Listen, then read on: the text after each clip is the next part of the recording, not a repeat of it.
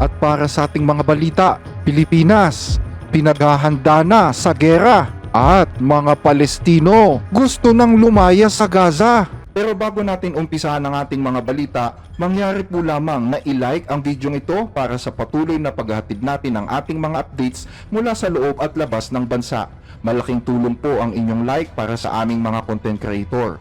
Maraming salamat po mga kababayan.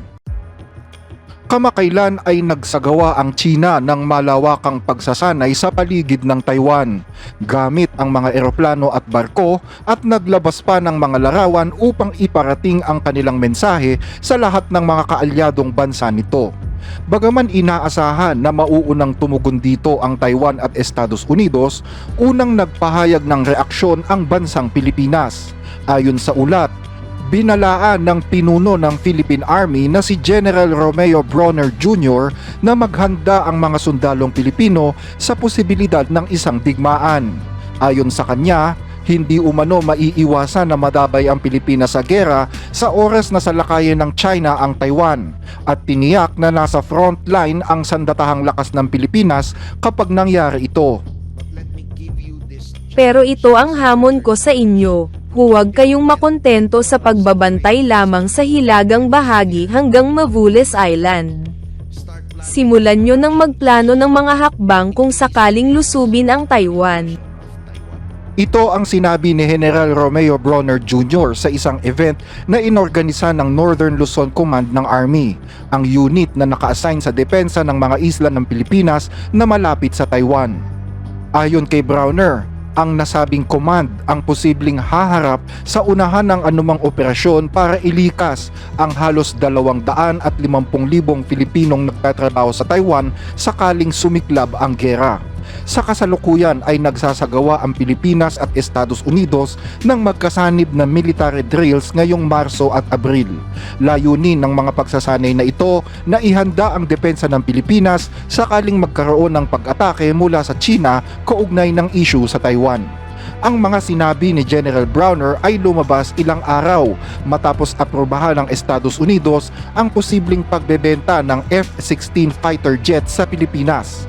Tanong ngayon ng maraming Pilipino, haharapin ba ng Estados Unidos ang mga hakbang ng China sa Taiwan o tutulungan lamang nito ang mga bansa sa Asia at itutulak silang harapin ang China?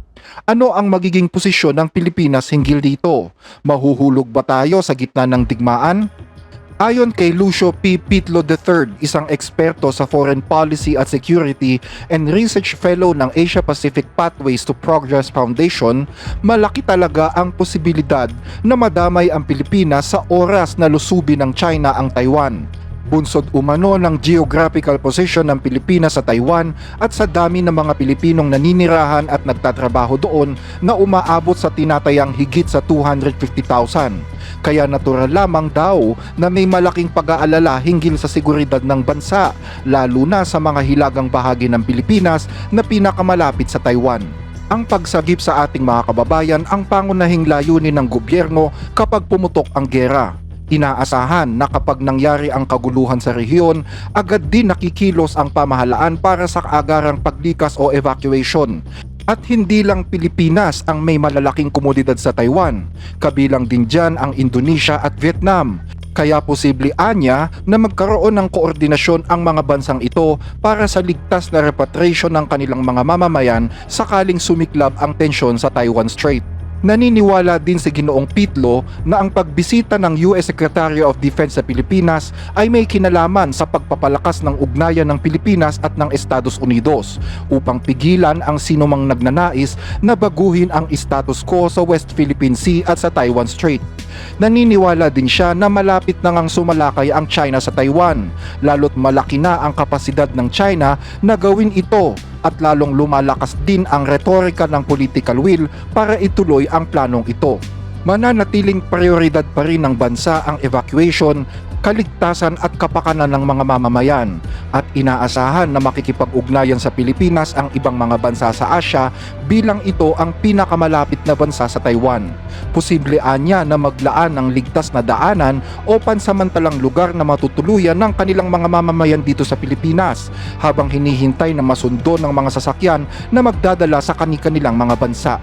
Sa ganitong sistema, Maaaring pansamantalang manatili muna ang mga tao bago sila iuwi pabalik sa kanilang mga bansa gaya ng Indonesia, Vietnam, Thailand at Malaysia. Dagdag pa niya, lumalalim ang pangamba sa mga bansang ASEAN dahil sa patuloy na kilos militar sa paligid ng Taiwan Strait. Bukod sa mga bagong drills ng China, matagal na rin daw isinasagawa ang mga military simulation sa Taiwan mula pa noong 2022, kabilang ang posibleng blockade o pagharang sa isla. Sa ngayon, nagiging mas agresibo daw ang mga military drills ng China sa himpapawid at karagatan sa silangang bahagi ng Taiwan. Kasama na rito ang pagde-deploy nila ng mga aircraft carriers at iba pang uri ng pagsasanay na posibleng senyalis na ng paghahanda para sa mas malawak na operasyon. Ayon pa kay Ginoong Pitlo, ang pagkakaroon daw ng mga tropang militar at kagamitan ng US sa hilagang bahagi ng Pilipinas kasama na ang pagsasanay sa lugar ay nagdudulot ngayon ng pangamba sa ilang mga local leaders ng mga probinsyang ito. Nag-aalala sila na maaaring maging target ng mga pag-atake ng China ang kanilang mga probinsya kung sakaling sumiklab ang digmaan, lalo na kung papayagan ng Pilipinas ang mga tropang militar ng US na makialam sa sitwasyon sa Taiwan. Ayon pa sa mga eksperto, mahalagang pagtuunan ng pansin ang mga hakbang na pwedeng gawin ng Pilipinas at Japan na nasa frontline ng digmaan upang mapanatili ang seguridad at katatagan ng rehiyon. Kaugnay pa rin ng balitang ito, natapos na nga ng China ang isang malaking military drill sa paligid ng Taiwan na naging dahilan ng paglipat ng focus ng US President na si Donald Trump tungo sa Timog Silangang Asya. Sa katunayan, inaprubahan ni Trump ang isang malaking weapons deal sa Pilipinas kung saan makakakuha ang bansa ng 20 F-16 fighter jets sa halagang $5.5 billion. At hindi lamang ito basta F-16, ang mga jets na i-deliver sa Pilipinas ay mga F-16 Block 70 at 72 na pinaka-advanced at pinaka-metikulosong bersyon ng jets na ito. Ang mga F-16 jets na ito ay magkakaroon ng modernong radar, advanced targeting pods, long-range air-to-air missiles at guided bombs. Bukod sa mga jets, makakatanggap din ang Philippine Air Force ng higit sa 100 air-to-air missiles, kabilang ang long-range AMRAAM, humigit kumulang 100 guided bombs, kabilang ang 2,000 pounds Mk-84 bunker buster bombs. Inaasahan na magiging malaking tulong ito para lalong palakasin ang seguridad ng bansa. Kapansin-pansin naman ang timing dahil bukod sa Pilipinas ay nakatanggap din ang Taiwan ng mga bagong F-16 fighter jets. Mula pa noong 2005, hindi pa kailanman nagkaroon ng ganitong uri ng jet ang Pilipinas. At dahil sa pagdating ng mga fighter jets, nais pa ngayon ng Pilipinas na bumili pa ng mga bagong sasakyang pandigma sa US na para naman sa China ay isang masamang balita dahil unti-unti nang lumalapit ang mga bansa sa region sa bansang Amerika. Ang anumang defense at security agreement ng Pilipinas sa ibang mga bansa ay hindi dapat nakatuon laban sa mga third party, hindi dapat nakakasagasa sa interes ng mga third party, at hindi dapat nagdudulot ng banta sa kapayapaan at seguridad sa rehiyon o nagpapalala ng tensyon sa rehiyon. Samantala, sinabi naman ni Pangulong Bongbong Marcos na ang mga paparating na F-16 jets ay simula pa lamang dahil nais niya na bumili pa ng karagdagang 20 jets sa oras na ma-deliver ang unang batch. Nais din ni Marcos Jr. na palakasin ang mga freedom of navigation drill sa rehiyon at hinihiling niya ang pakikilahok ng iba pang mga demokratikong bansa. Sa katunayan, inimbitahan niya ang India, Japan, South Korea at Australia para sumali sa mga drills na ito. Kaugnay pa rin ng balitang ito, muli na namang sumiklab ang tensyon sa West Philippine Sea kahapon. Makikita sa mga larawang ito ang pagharap ng Philippine Coast Guard sa isang barko ng Chinese Coast Guard na umano'y pumasok sa Exclusive Economic Zone or EEZ ng Pilipinas. Inaakusahan ng Pilipinas ang China na tinangka daw silang banggain ng nasabing barko sa bahagi ng karagatang malapit sa Zambales. Sa kabila ng agresibong aksyon ng China, sinabi ng Philippine Coast Guard na matagumpay naman nilang nalampasan ang mapanganib na kilos ng barkong Chino. Regular daw na nagpapatrolya ang mga barko ng China malapit sa Zambales simula pa noong unang bahagi ng taon. At bagaman bahagyang humina ang aktibidad kamakailan, ang pinakahuling insidente ay indikasyon na muling pinaiigting na naman ng China ang kanilang presensya sa lugar. Ang pangyayaring ito ay kasabay ng sunod-sunod din na high-intensity military drills ng China sa paligid ng Taiwan na lalong nagpapalala ng posibilidad na mauwi sa digmaan ang pag-aangkin ng China sa mga pinag-aagawang isla. Sa ibang balita, mga Palestino gusto nang lumaya sa Gaza. Patuloy na bumubulusok pa rin ang sitwasyon ngayon sa Gaza. Noong isang araw lamang ay nagsagawa na naman ang Israel ng panibagong airstrike na kumitil sa buhay ng nasa 77 sibilyang Palestino. Ayon sa Israel, tinamaan nila ang mga pasilidad na pagmamay-ari ng Hamas. Malinaw na indikasyon na sirang-sira na ang ceasefire deal at lahat ng mga negosasyon ay nahinto na nga. Abala ang Israel at ang mga Hamas sa pagpapalitan ng mga akusasyon ng paglabag sa mga itinakda ng kasunduan. Matatandaan na nahahati sa 3 yugto ang kasunduan. Ang unang yugto ay pagpapakawala ng 33 hostages ng Hamas at ang paghinto ng pagpapaputok ng Israel, habang ang ikalawang yugto ay pagpapalaya sa lahat ng mga natitira pang mga hostages at ang pag-aalis ng Israel mula sa Gaza. At ang pangatlong yugto naman ay ang muling pagtatayo ng teritoryo. Sa 3 yugtong ito, ang unang yugto pa lamang ang naging matagumpay. Dahil sa tuluyang pagkasira ng kasunduan, nais ngayon ni Israeli Prime Minister Benjamin Netanyahu na hatiin na ang Gaza sa 2 bahagi. Ang unang bahagi ng Gaza ay isa sa ilalim sa direktang kontrol ng Israel. Sa madaling salita, sasakupin.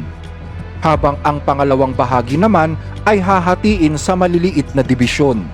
Ito ang plano ni Netanyahu, hatiin ang Gaza at lumikha ng panibagong koridor na magiging kontrolado ng Israeli Army. Tatawagin ang koridor na ito bilang Morag Route.